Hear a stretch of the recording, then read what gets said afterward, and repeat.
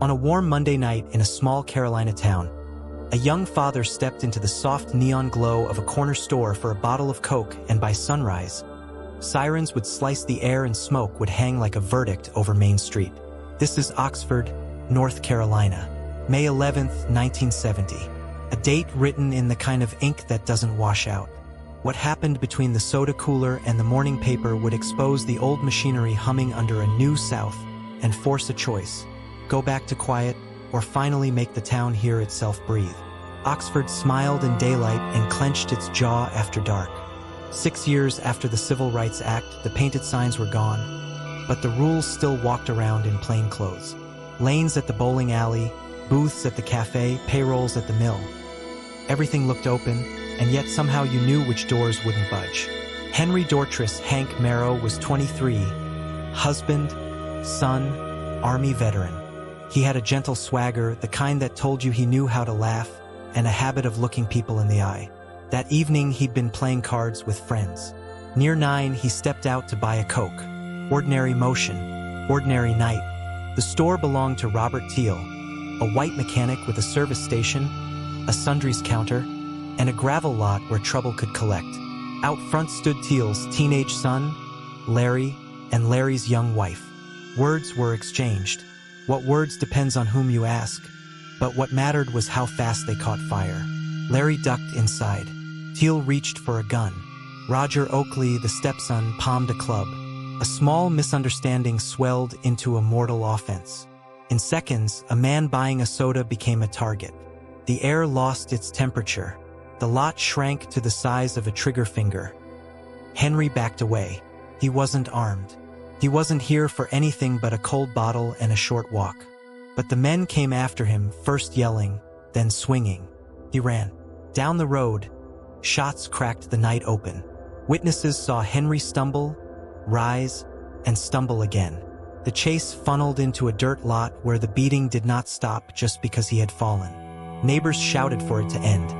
Someone ran for a phone. Someone whispered, "Lord, have mercy." An ambulance rushed him toward Duke Hospital. By the time the gurney's wheels were rolling under white light, May 12th had already taken him. Grief has a way of finding its legs. The next morning, routines broke like thin ice. Men left shifts. Women put down shopping baskets.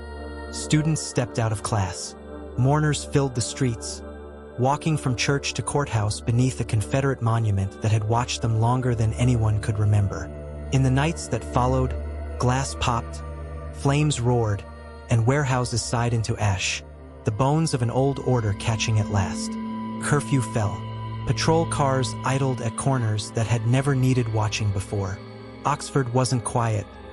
It was listening to itself for the first time. The state moved. Teal, his son Larry, and Roger Oakley were indicted for murder. In the courtroom, the law wore an old face. A judge in a black robe, an all-white jury, defense tables filled with men who could afford to wait. Witnesses replayed the parking lot terror. Doctors mapped bullet paths.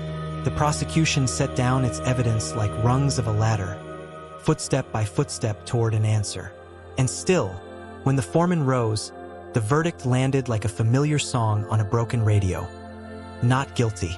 Not guilty. Not guilty. A mother wailed. The town swallowed hard. The gavel fell, and it sounded like a door slamming on justice. But here's the turn, where grief learns how to march, and anger learns how to organize. A young organizer named Ben Chavis, Henry's cousin, refused to let the verdict be the last word. He led a march to Raleigh to put the state on notice. Then something quieter, colder, and harder. A boycott. No bricks, no chance, just footsteps turning away. 18 months of saying no with pocketbooks, of choosing the long walk over the easy buy, of letting dollars become moral pressure. Registers fell silent. Store owners stared at empty aisles and finally saw what they had pretended not to see.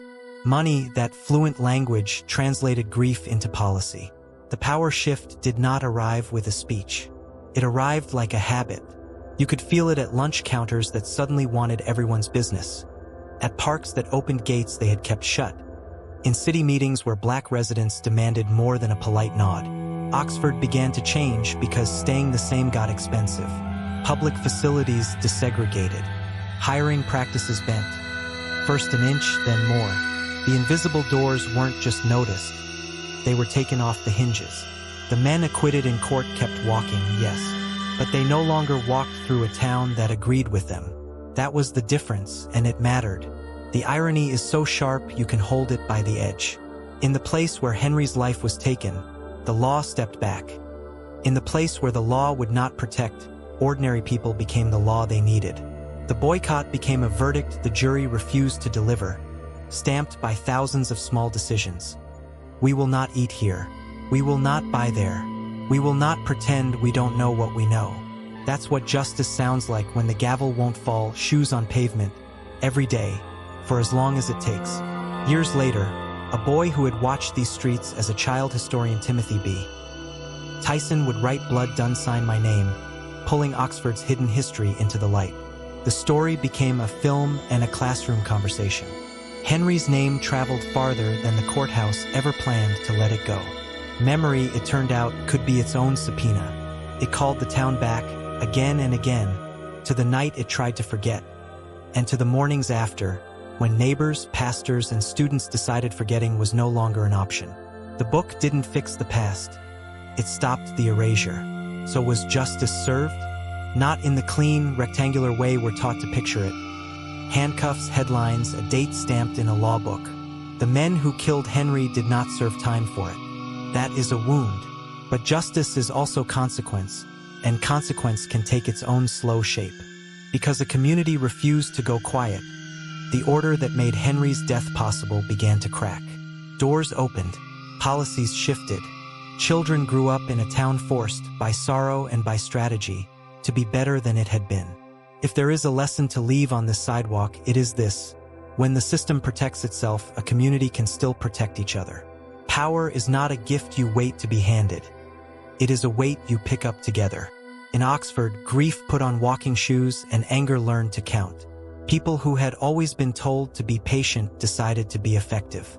Justice here is the promise they made and kept, that one man's death would not be the last word, but the first step.